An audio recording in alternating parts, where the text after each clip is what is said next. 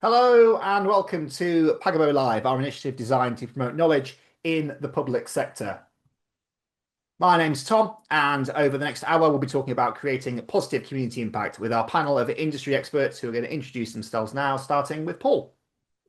Hi everybody. Thanks, Tom. Yes, my name's Paul Beeston and I'm Head of Industry and Service Insight at RLB. RLB are a project and cost management practice with built asset consultancy, and we also have some ESG and social value consultants. So externally, my role is looking at changes in the market, and I author annual procurement trends reports, the 2026 version of which is out later this week. So some insights from that, hopefully through the course of today. Excellent. Well, thank you very much for joining us, Paul. Catherine. Oh, yeah. Hi, everybody. Great to be here with you all. My name's Catherine Manning, and I'm the head of impact practice at Impact Reporting, who went for the obvious mode of naming conventions there because we help people with their impact reporting. So primarily through a piece of data management software, but I help people with the practice stuff around what to measure, how to measure it, who to report to, what are all these standards, all of these sorts of things. I'm also the program director of a program of work or a social and environmental valuation resource called Measure Up, and I'm on the board of the international standard setting community membership body, Social Value International, which so I think overall I'm qualified as a social value and impact management geek. That should be my official title. Yeah, great to Excellent. be here. Excellent stuff. Thank you very much for joining us, Catherine. And last but by no means least, Helen. Thanks, Tom. Hi there, everyone. Good afternoon. My name is Helen Donaldson. I am the Group Director of ESG at Graham. For those that aren't familiar with Graham, we are a construction, civil engineering, facilities management, interior fit-out contractor. And my role in the group is to lead on the delivery of our ESG strategy. So working closely with the business, making sure that it's not essentially words on a page, but something that we embed in how we operate and in how we deliver our projects. And I suppose turning to the topic of today's conversation and how we at Graham can use procurement as one of our most effective levers to drive those better outcomes. So looking forward to be part of this conversation. So thank you for having me. Excellent. Well, a very well qualified panel there to go through our topics today. So we're going to be looking around purpose-led procurement, social value, community impact, and also the role that SMEs can play within all of this. We'd also love it if you can get involved. Feel free to ask as many questions as you like of our panel using the Q&A box. It should either be at the bottom of your screen or hidden behind the More button. But please feel free to use that and submit questions throughout. And hopefully we'll get a little bit of time at the end to go through some of those questions. We'll also be running polls throughout today's session, first of which is on your screen now. So if we could fire that poll up now, please. And it's really just a little bit of an opportunity for us to find where your organization currently stands on purpose-led procurement. So whether they are already embedded, making progress, early stages, or not yet a focus. If we could just run that for another 10 seconds or so we can get a few more responses coming in.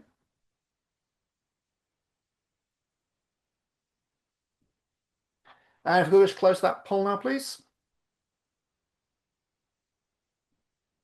So results now on screen, and it's looking like we have around 70% of people watching today say they're either in the early stages or making progress. So people have a good ground level of purpose-led procurement, but maybe are looking at kind of embedding it further within their organisation. So a good starting point here for today's webinar. We're going to go to our first question, and I'll put this to all of you, but we'll go to Catherine on this one first. So why is it now the need that for that kind of purpose-led, for procurement to become a purpose-led tool of change, and what does that actually mean for in practice for those public sector organisations, many of which have joined the webinar today?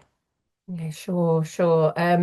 Well, I suppose there's the sort of technicality geek in me that say, well, we'd have to first of all define what we mean by purpose, and being cost effective and compliant could be your purpose. But if we're defining our purpose as being we want to have the best outcomes for society and the environment, as Helen was mentioning, then absolutely, that's something that public sector organisations should be striving for in their procurement, because that's what public sector organisations are there for, right? They're not profit-driven organisations that are aiming for making the most money out of delivering public sector services. They're there to support us, all of us within our whole society and our local communities, to be able to have better outcomes in our lives, whether that's through economic levers or through well-being related things or through infrastructure or a better, well-managed, cared for environment.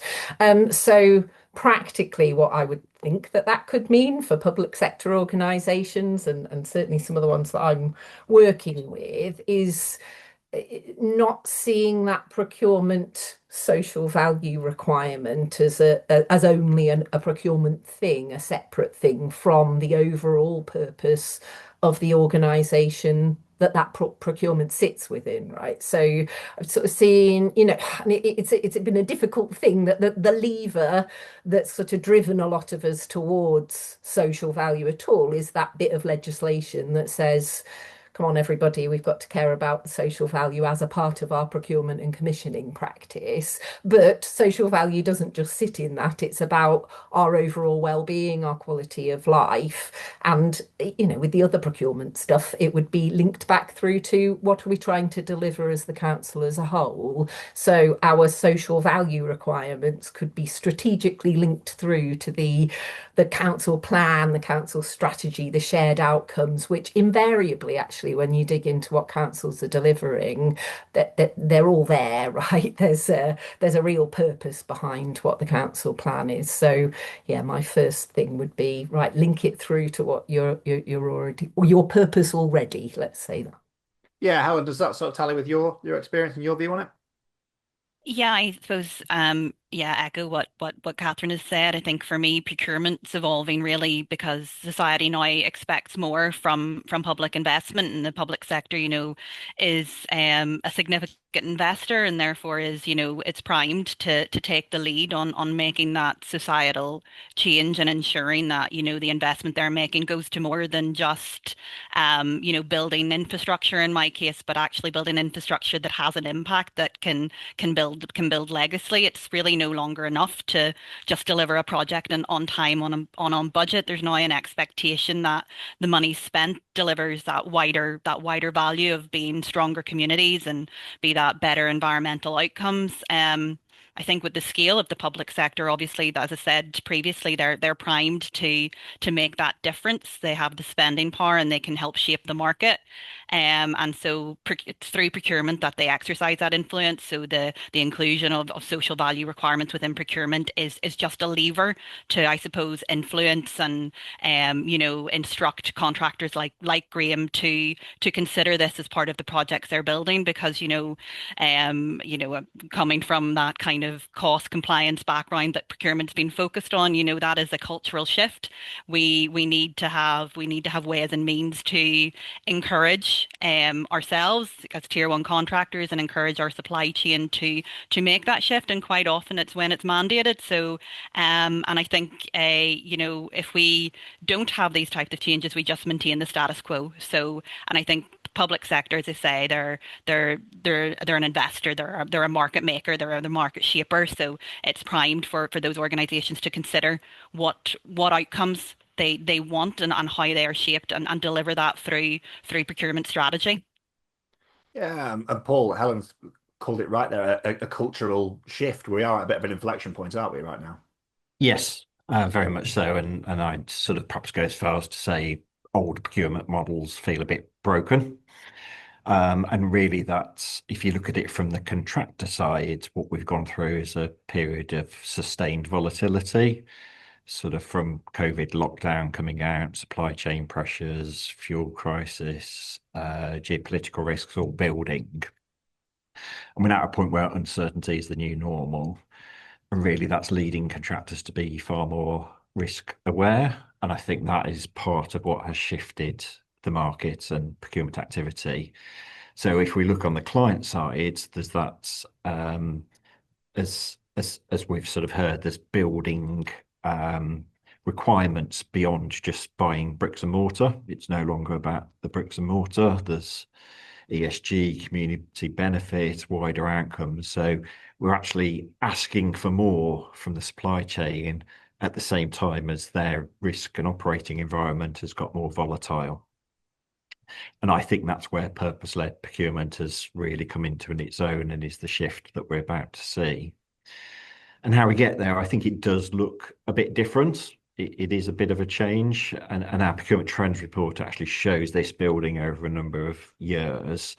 But what our data set shows is that procurement is getting more collaborative, of clients and contractors working in partnership.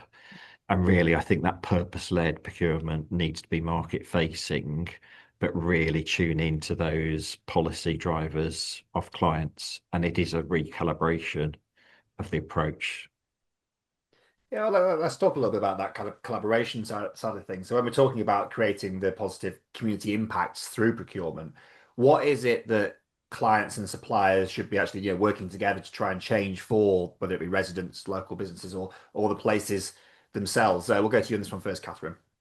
Yeah, sure. So I'm going to use, if anybody's ever worked with a social value practitioner before, you'll have probably heard this annoying phrase of saying it depends. It's contextually specific, and it depends what's needed for the residents, local businesses and places. And I suppose from a clients and suppliers perspective, first and foremost, they will need to and should be delivering what's been contractually agreed through their contract award, right, and making sure that that's delivered. But the way for that to be delivered and sort of checking if these are the things that are needed along the way, I'd say, if clients and suppliers with their local authority or their government partners can work collaboratively to say, well, is this right for this community? And we can learn together along the way, and have that feedback loop of saying, well, we designed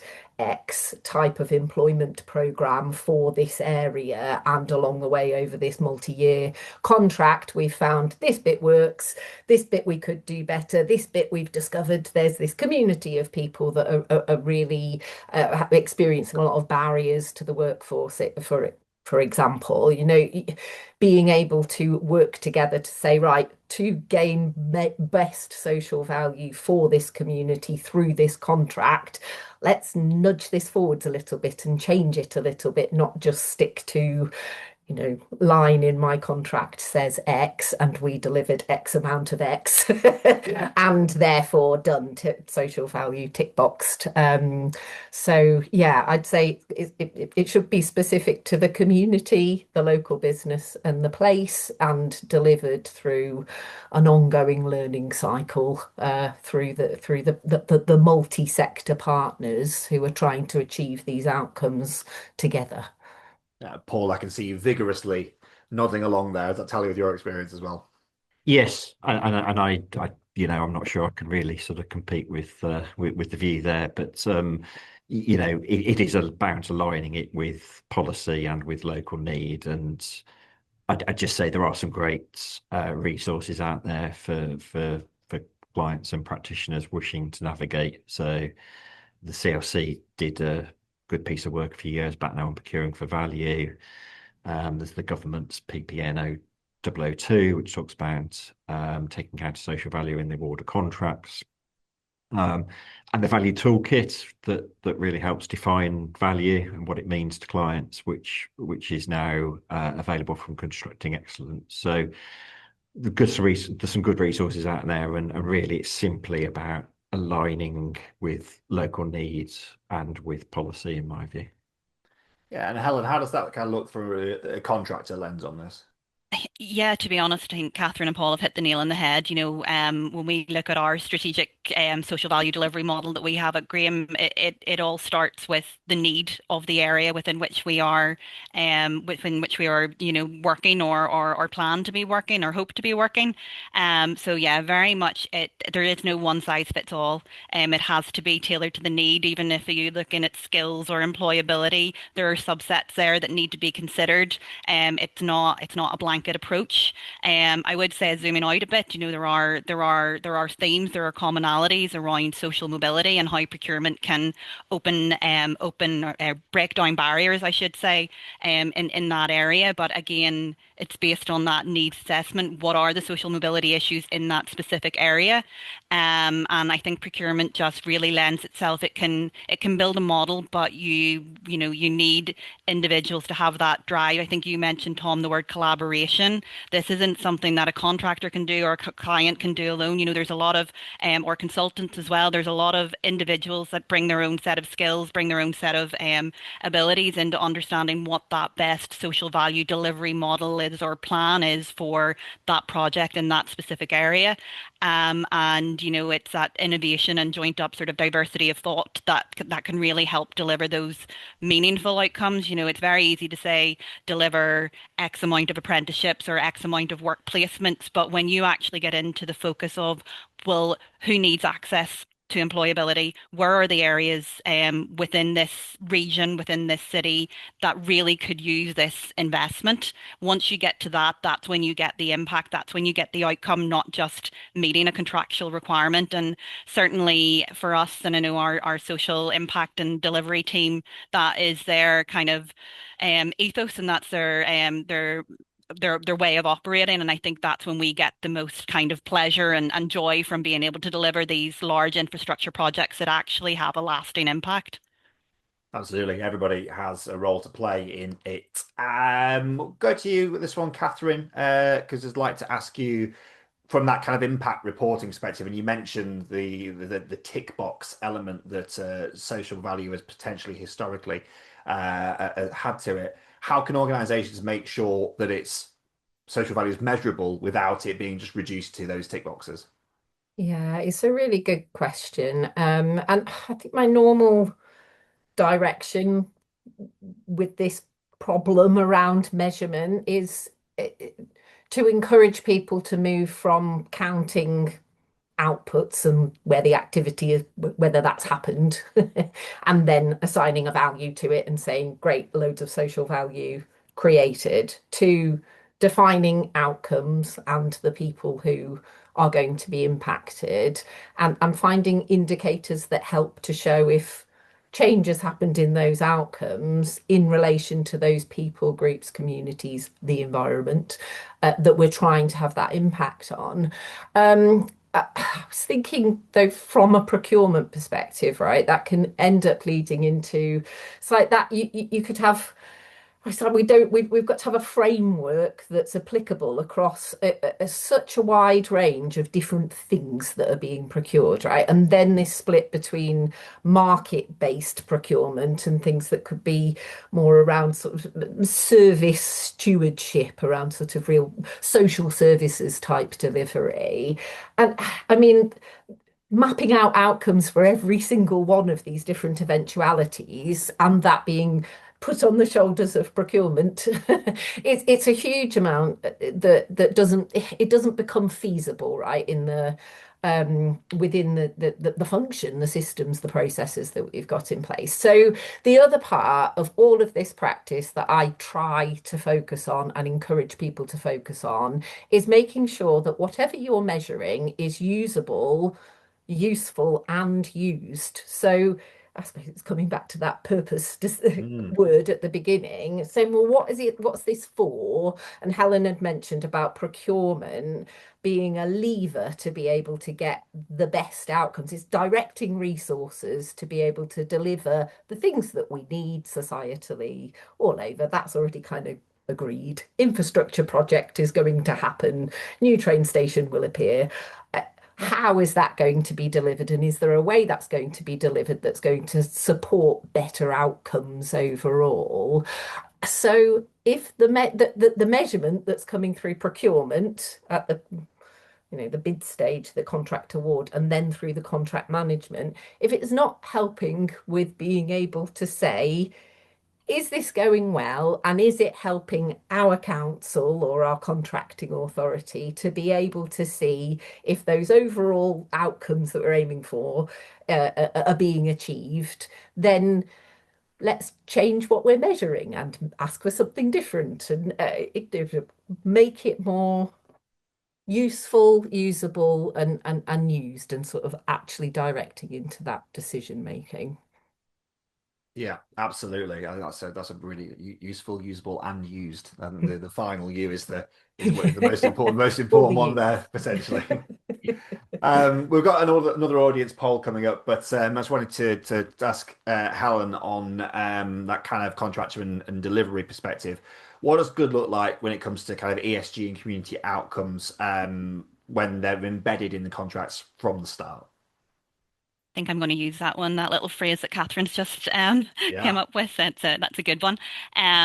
For me, I suppose good looks like there being a clear line between what's been set out, those outcomes that are being set out to achieve, and what's actually being delivered on the ground. And I totally agree with what Catherine just said there about that ability to adapt and be agile, because sometimes conceptually these things are a great idea, but when it comes to practical delivery, it's not always as straightforward. And that ability to have that collaboration with the client and with various other parties to be able to achieve a similar outcome, but just in a different way, is so important.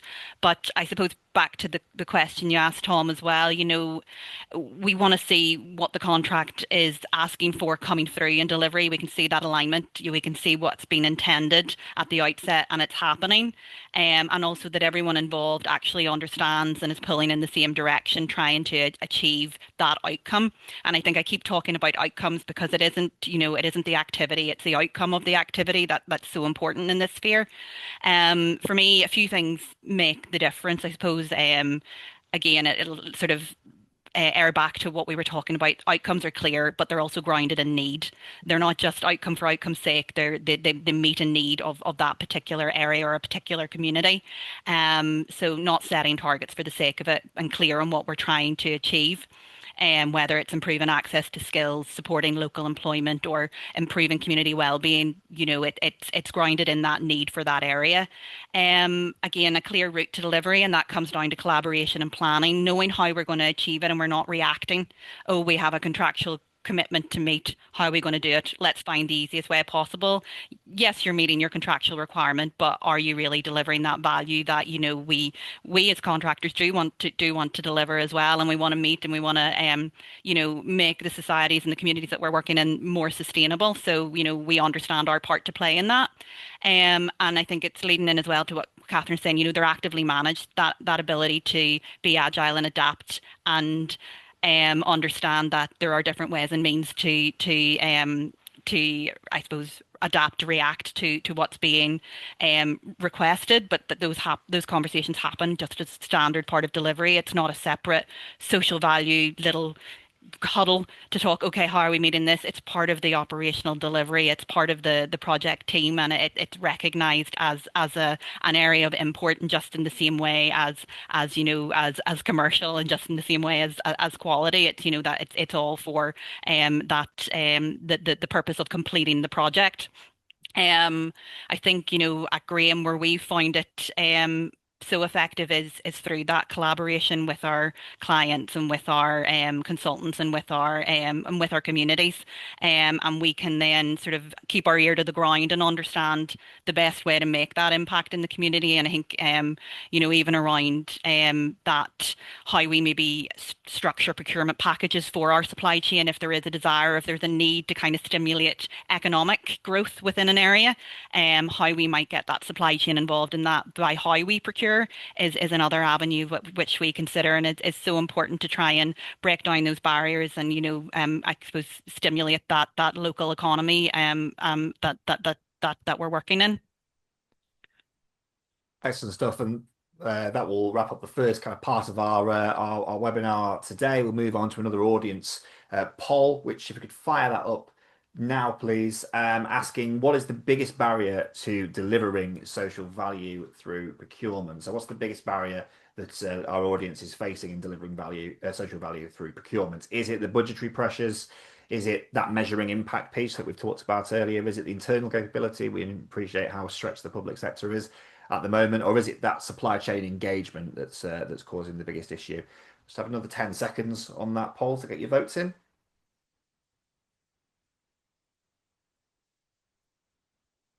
And if we could close that poll now, please.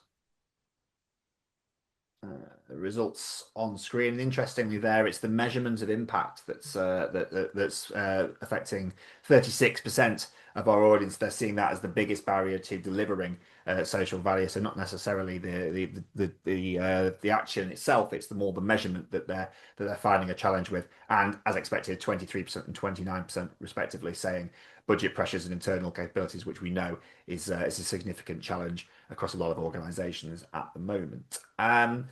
We'll go to Paul on this next question. So, how can procurement teams build purpose into their strategy before that tender goes live, rather than looking at bolting on kind of social value at the end? How well is the industry doing at that, or are we still at a stage where we're looking at that kind of looking at it as an add-on? Yeah, I would say sort of mixed results probably. So the first thing I'd say probably is if you're trying to get your procurement teams to build purpose into the strategy, you might have missed the firing gun, if you like, because really this should be from the start of a project, and the procurement phase and the procurement team should really just be picking up the baton and sort of making it effective through the procurement stage. So really it's about building it into projects early and well and with clarity. And I think when you look at procurement generally, increasingly now, construction activity has probably got more complex over the last sort of 10, 20 years. And when you look at the volume of tender documents that contractors and supply chain are dealing with, it is vast. So I would have some empathy for the supply chain picking up and reading these documents and really try and be concise, clear about the overall objectives, and really building in that purpose front and center so that it is clear. I think following early market engagement helps as well, so that you're not missing what the supply chain is actually capable of delivering against the objectives. And then, as you mentioned, there has been some evolution in practice. So value selection metrics used in procurements have generally been heading in a positive direction over the years of our survey. Although in the public sector in the last 12 months, our latest report's actually showing a bit of a dip in the use of value selection criteria. So we actually are showing some sort of slight reversal of where we ought to be going with this. The other thing that our metrics show actually is not just about having the value selection criteria there, but being really clear how it's used in the scoring metrics. Sometimes clients do hold some of that back, and again, that can't help in delivering those outcomes. And just to repeat it, I think it is about making that real clear linkage to the outcome and not the inputs, so having the review mechanisms and having the metrics that last well beyond procurement. That's really what it's about.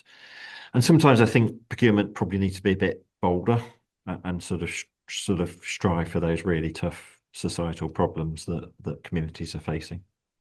Yeah, and as you say, look, focusing on the outcomes as well, as opposed to rather than just the inputs. We'll revert a little bit back now to the previous poll question, actually, because it was some very interesting results there. We'll go to Helen on this one first, but it'd be good to hear from all of you on this.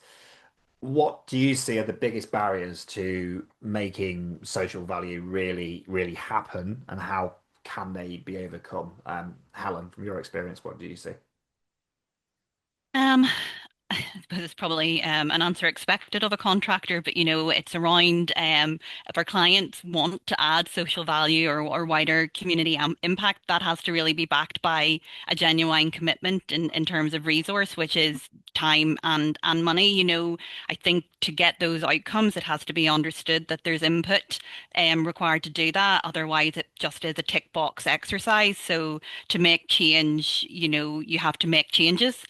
And I suppose to do that, that gives us as a contractor the confidence to be able to really build how we might drive social value, how we might, dedicate, resources to apprentices, to work experience and things like that. With that confidence that clients are investing, we can then too make the investment in social value ourselves. We are a business, we are a margin-driven business. And that has to be accepted, and it can't all be on one party. We'll come back to the word collaboration.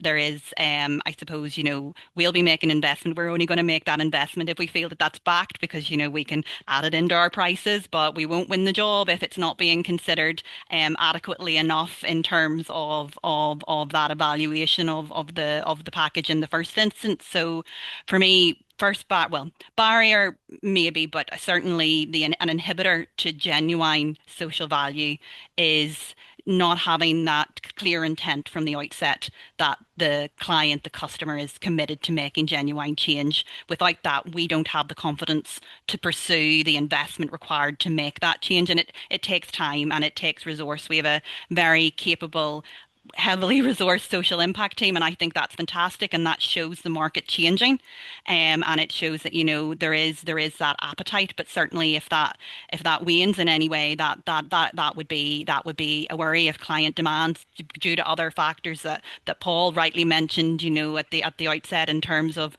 everything else that's going on. I think it's keeping that commitment and sticking to the guns essentially on this one. So that's on the client side. We then also have the supply chain. We're very fortunate. We are a tier one contractor. We have the resource and the capability to deliver this.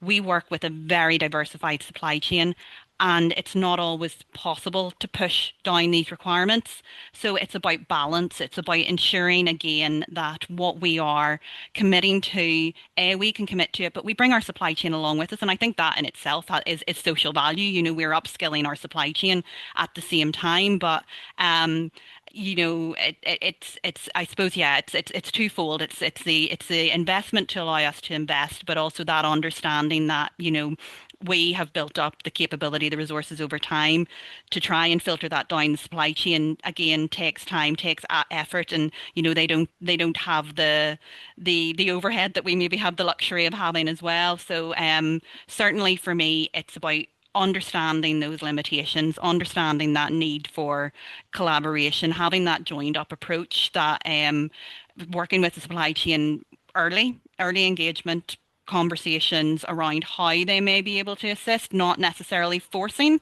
because then that can cause issues, but working with the supply chain to understand how and in what way they can feed in, and how we can help them, develop as well, give them opportunities to take on board apprentices, opportunities to take on work experience students, and really kind of see that sort of circularity in terms of what social value can do within the project sphere and also within the wider community that we're working in. So overcoming those barriers really around being clear on the outcomes and then backing them with the right level of investment, planning early, involving the right people, collaboration, and then bringing that supply chain, which is a significant part of and a very valued part of our work, into that conversation from the start. Yeah, we'll come back to supply chain and SMEs in a moment, actually. But we'll just ask this question to Catherine and Paul around these biggest barriers.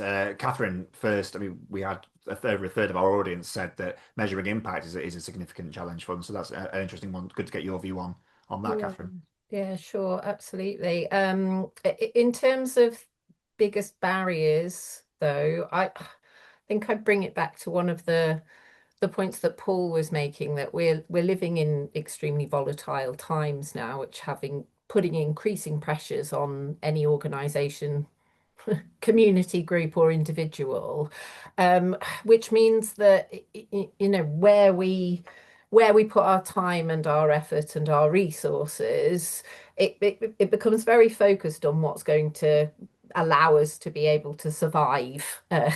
So it might sound rather dramatic, but from a business perspective, right, you might be looking at, well, I've got to maintain the financial sustainability or the overall sustainability of this organization. And there's something that we haven't quite cracked in terms of social value, is making it core to the importance, or that decision making, that critical decision making about the survival of our organizations or the ongoing sustainability. So I would argue for the necessity of us making it important and understanding the implications of managing these wider risks and opportunities, or potential impacts, but also dependencies that all of our organizations have, right? We talk about social value in relation to what's the greatest positive impact that we can have on people's lives and the environment. On the opposite side, right, we're absolutely dependent, no matter what type of organization we work in, on people and the environment. So if it continues in these increasing volatile sort of ways, then we're putting our organizations at risk by not managing those wider risks and opportunities, those wider things that we value. And just add to that, that if we look at the World Economic Forum, they publish a risk report, a global risk report yearly. And this is the global economic people, right? It's not people who are like, oh, we should be over here fixing all of the social problems. The primary driver is about good quality economics around the globe, growth.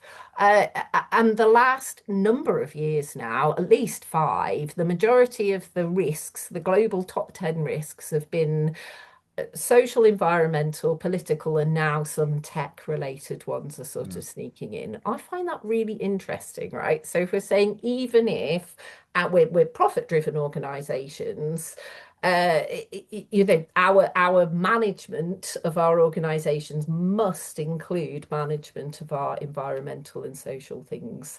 In terms of the measurement sort of query and that being a big barrier, absolutely, it can be really challenging. The thing that I would say about that, and the stuff that I really like working on, is organizations taking the ownership of that measurement and their own value, right, inside their own organization. I think we've got into a little bit of a pattern of, we sort of externalize what should we measure and what should we count and what is the value associated with that to external frameworks, the experts over here, the platforms, right? When it's actually, in any other form of sort of counting or managing our organizational practice, yes, we would absolutely be looking for experts and products and services and tools to support us, but we wouldn't be giving over what we count in our financial accounts to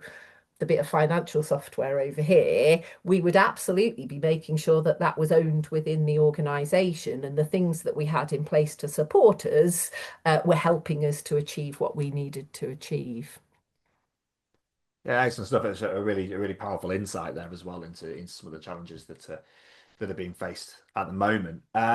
We'll go to Paul first on this one. It's something that we've mentioned already a couple of times, is that supply chain and SMEs being a key theme in supporting those local economies. So where can procurement design open up some of those opportunities for local suppliers without necessarily kind of compromising on the quality and compliance that you may get more readily with a larger organization that can make use of those economies of scale?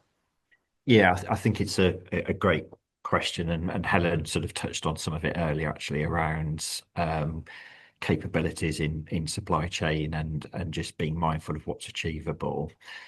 If you look at where industry currently is and where it's going, with all that volatility happening, and interestingly, the government is now pushing through legislation around banning retentions in construction industry and construction contracts. Some of our research in our report out later this week actually touches on that, and some of the impacts of it will be increased vetting of SME supply chain. So actually there's some harder work to do here to actually really unlock the power of those SMEs and not actually sort of slightly stymie what we're trying to do with procurement through what should be a good thing for the supply chain in that retention ban. I think really then it's about how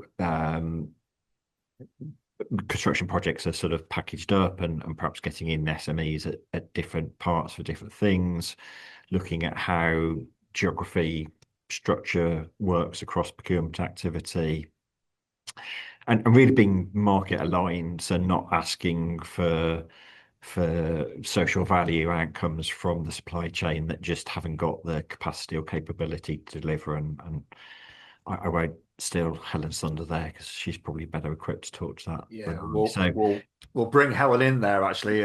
Helen, your thoughts on this, please.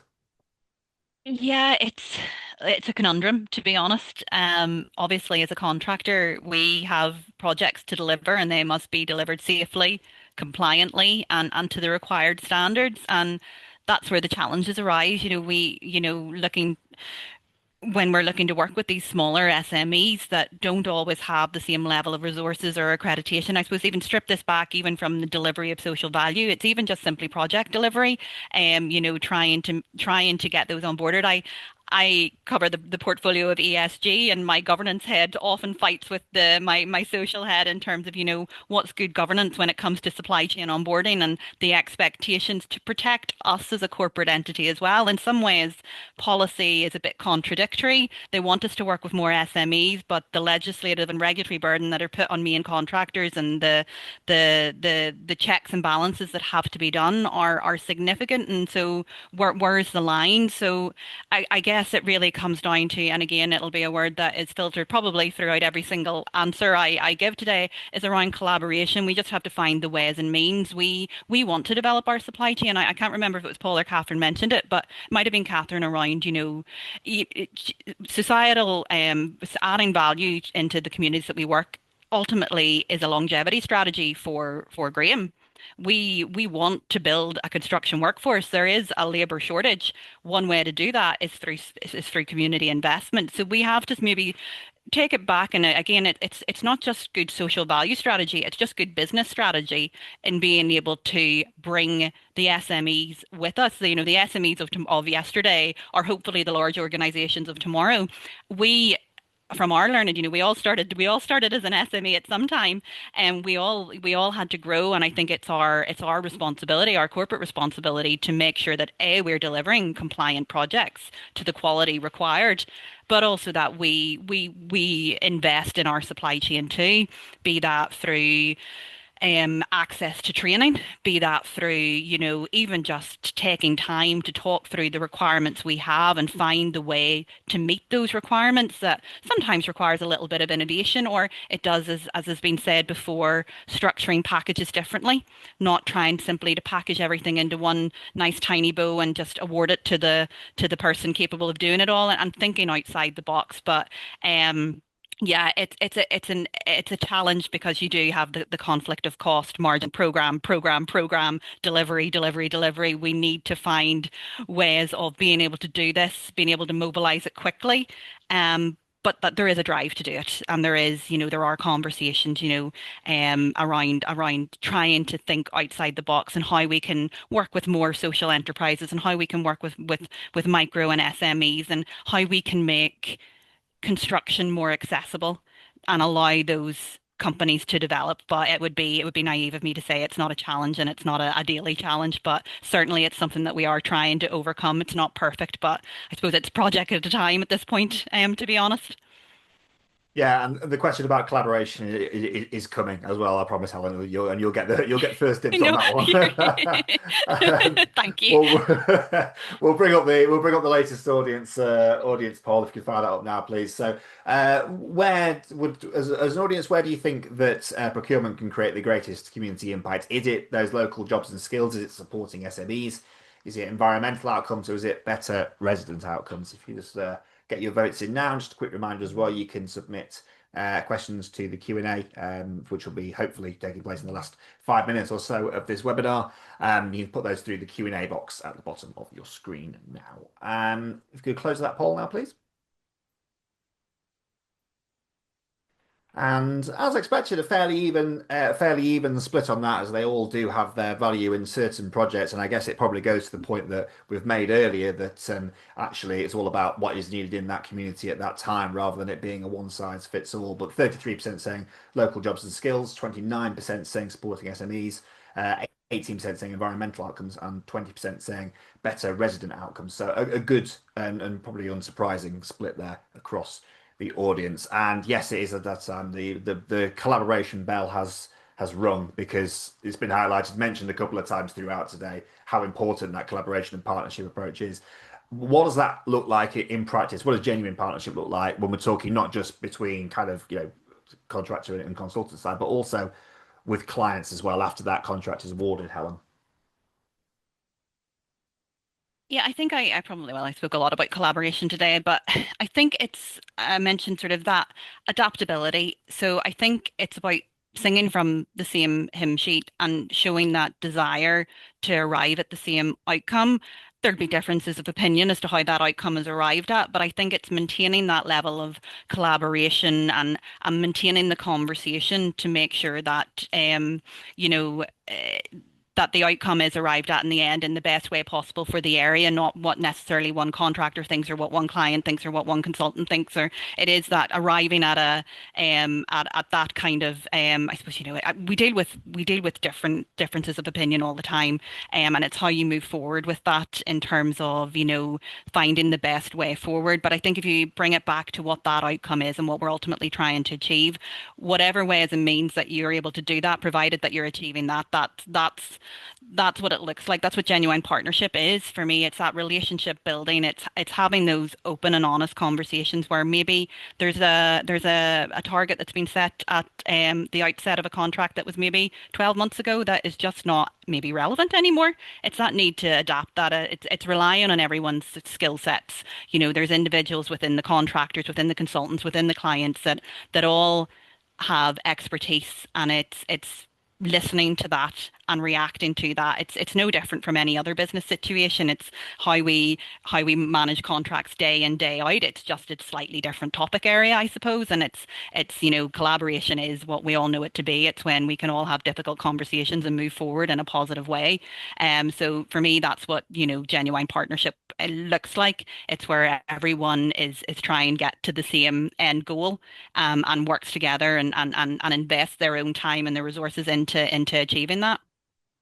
Yeah, and Paul, consultants are often the ones doing the heavy lifting here in making sure that collaboration is happening on a day to day. How does it look for you, that kind of that real genuine partnership? How does it work best? Yeah, I think echoing the comments made there by Helen, I think the thing I could perhaps add is longevity of relationships, and I think that's important for the private sector and for the supply chain to see pipelines, and I appreciate, particularly at the moment, that's probably quite a challenge in terms of funding uncertainty for the public sector. But I think thinking longer term not only helps the relationship and that collaboration, but when you look at some of the outcomes that we're trying to sort of strive toward in some communities, whilst a construction project feels like a long time, some of these challenges are actually longer. So I think having longevity of relationship, thinking about social value over a series of projects and over a program of works and perhaps pooling commitments, it might actually enable collaborators to actually look at some of the more difficult, longer term systemic problems that need addressing. So I would say longer term relationships is perhaps where to focus. Yeah, absolutely. It's when you're looking at a local authority with potentially a massive program of work that's across multiple different sites, it's that bringing it all together, isn't it? And having a holistic view of it rather than doing it piecemeal, particularly when there are significant societal problems that this social value can help support. We will. Tom, just before Oh, we sorry, do Catherine. Yes, move go on on. to that, yeah, I was just going to add on I won't try to repeat anything that Paul and Helen have beautifully outlined about what's important and how good partnerships and collaboration should work. But in relation to us wanting to have the better societal outcomes for communities, I'd say within our understanding or this sort of representation of the partnerships, my question would be, where are the communities and how are we including them in these partnerships? So if that's what we're aiming for, this long-term impact on people in the area where our contract is being delivered, then we should, even if it's just that we're mitigating because we're not just bringing the whole community in all of the time, but how are we including the community voice, the community perspective, the actual impacts, long and short, into our ongoing understanding of whether this collaboration, partnership, and actual contract delivery, whether that's going well or not. It goes back to the earlier discussion that we were having, doesn't it, around making sure that the outcome is tailored for that area, and how do you get that without engaging that community, because they are the ones that know what the biggest challenges are that they're facing day to day, and how the social value element can support with that. We do like to include a bit of a case study from our panelists. So we'll go around the room. We'll start with you as well, Catherine. A real world example from your experience of where procurement's helped really deliver those strong kind of social, environmental, or community outcomes, and what made it work.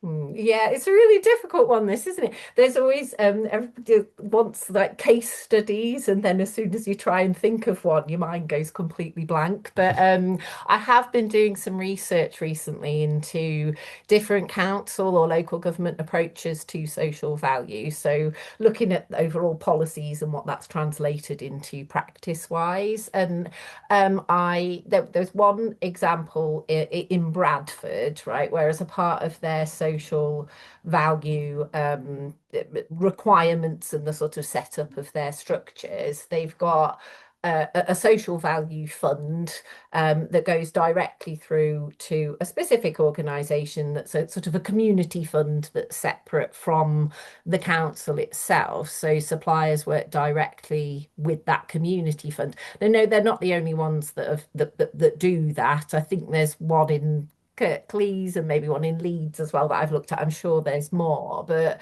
it's a really interesting model that I'd seen that sort of shows it doesn't have to be really difficult or rocket science, right? It's saying, right, there's this lever to be able to get some funding through the, from a supplier's perspective, being like, oh God, I haven't got time to do a local needs analysis on top of actually trying to deliver this project. It's like, right, well, I can commit to some things that are needed for this local area, and there's a body in place that will be there for that longevity point that Paul was making, that's connected to the local community organisations and has that route to be able to deliver support and funding around the local area where it's most needed. And I just thought it's a very good practical example of where these things can work. Yeah, that's great stuff. And Helen,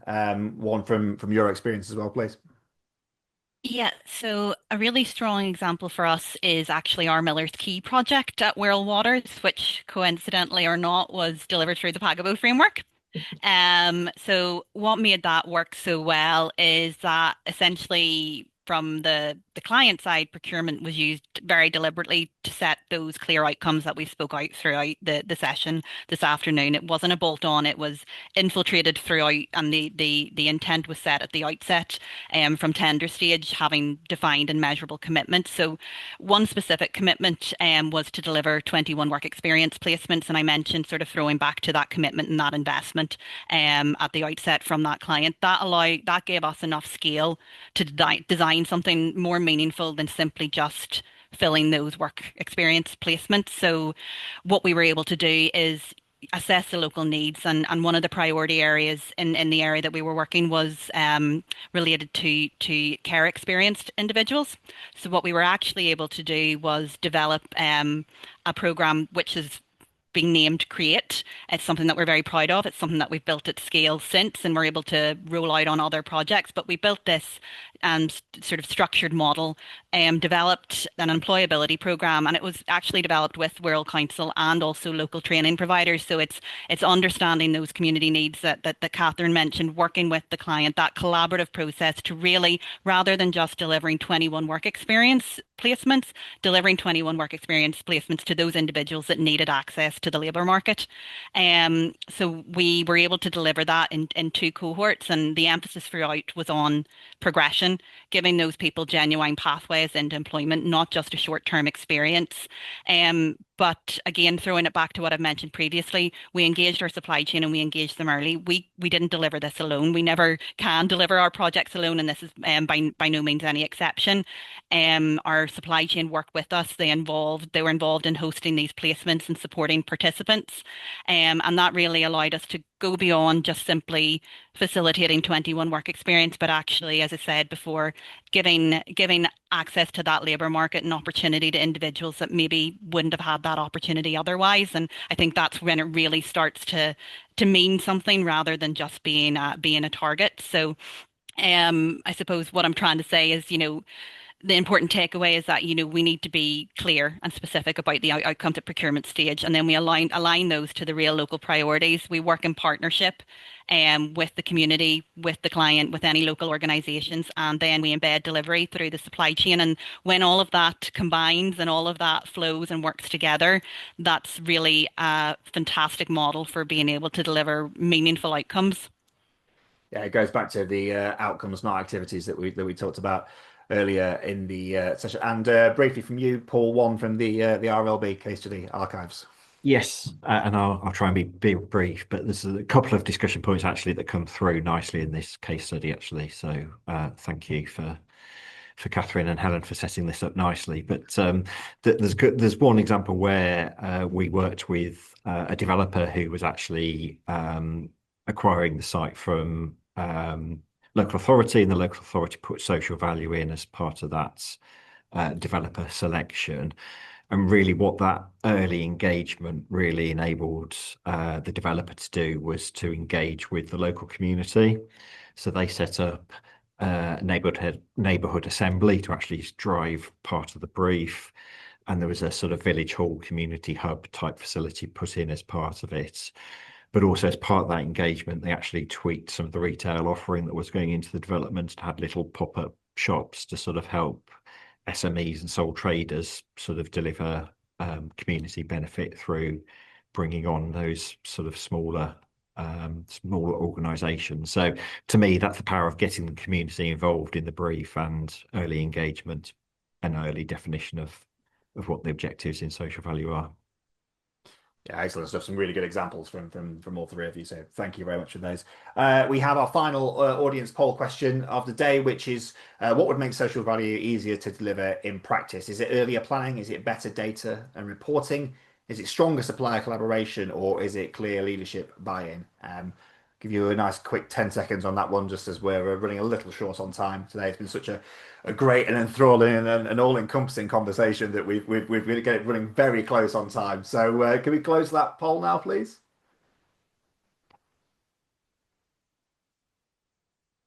And interestingly, and it goes to the point that we were making earlier about early engagement and getting this everything moved into the process nice and early. Earlier planning is the clear leader there in terms of what would make it easier for social value to be delivered in practice. It's getting it in the conversation a little bit earlier, alongside leadership buy-in, which is a conversation no doubt for another day. But before we wrap up today, I'd like to get a final kind of takeaway from each of you, which is we'll go with going down my screen as we have at the moment. So Paul first, looking ahead, what's one practical change organizations can make in their next procurement to deliver stronger, more measurable community impact?